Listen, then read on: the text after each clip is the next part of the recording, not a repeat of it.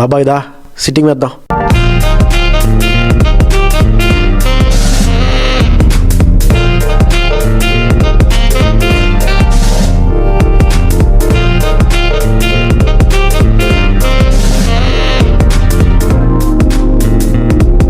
This is Vizag Fun Talks. It's not a podcast, it's a fun cast. నమస్తే, Vizag fun talks మరో పాడ్కాస్ట్కి స్వాగతం, సుస్వాగతం. ఈ ఫుట్బాల్ వరల్డ్ కప్లో ఒక కొత్త సంచలనం బయటకు వచ్చింది.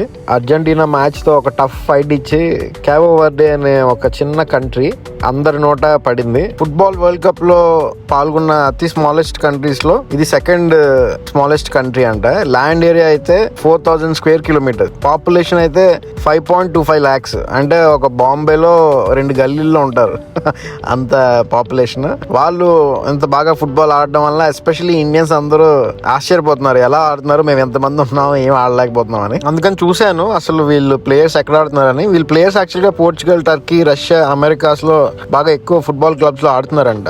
వాళ్ళకి ఎక్స్పోజర్ అయితే ఉంది.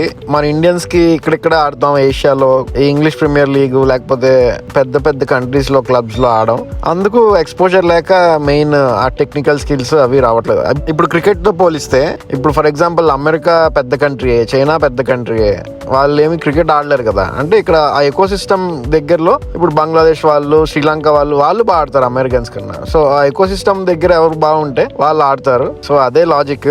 మన ఆఫ్ఘనిస్తాన్ కూడా వాళ్ళకి ఇన్ఫ్రాస్ట్రక్చరే లేదు, కానీ ఆస్ట్రేలియా ఇలాంటి పెద్ద టీమ్స్ ని ఓడిస్తున్నారు క్రికెట్ ఆడి. ఎందుకంటే మన బీసీసీఐ వాళ్ళని ఆల్మోస్ట్ దత్తత తీసుకొని దగ్గరుండి గ్రౌండ్ అన్ని ఇచ్చి అన్ని నేర్పించి ఆడిపిస్తున్నారు. అలాగే ఇప్పుడు ఆ కేవో వర్డే అనే టీం కూడా నాకు తెలిసి ఆ యూరోప్ లో ఎవరో టీం దత్తత తీసుకొని ఆడిపిస్తున్నారు బిహైండ్ ద సీన్స్. దానివల్ల వాళ్ళు ఇంత బాగా ఆడుతున్నారు. ఏదైనా మొత్తానికి వీళ్ళు అందరు హృదయాలు గెలుచుకున్నారు. వీళ్ళు ఇంకా అలా వేరే చిన్న టీమ్స్ కి ఇన్స్పిరేషన్ గా నిలుస్తారని ఆశిస్తున్నాను. అది ఈ పాడ్కాస్ట్. మళ్ళీ వచ్చే పాడ్కాస్ట్ లో వేరే ఇంట్రెస్టింగ్ టాపిక్ తో కలుద్దాం. అప్పటి వరకు సెలవు, నమస్తే.